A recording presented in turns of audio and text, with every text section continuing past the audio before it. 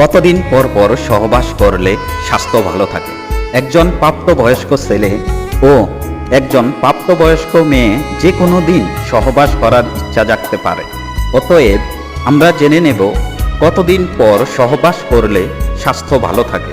একজন প্রাপ্তবয়স্ক অর্থাৎ যাদের বয়স 20 থেকে 30 বছর তারা সপ্তাহে 3 বার সহবাস করতে পারে, আর যাদের বয়স 30 থেকে 40 বছর তারা সপ্তাহে 2 বার সহবাস করতে পারে, আর যাদের বয়স 40 থেকে 50 বছর তাদের সপ্তাহে 1 বার করে সহবাস করা উচিত, আর যাদের বয়স 50 থেকে 60 বছর তারা 15 দিনে কিংবা 30 দিনে 1 বার সহবাস করতে পারে।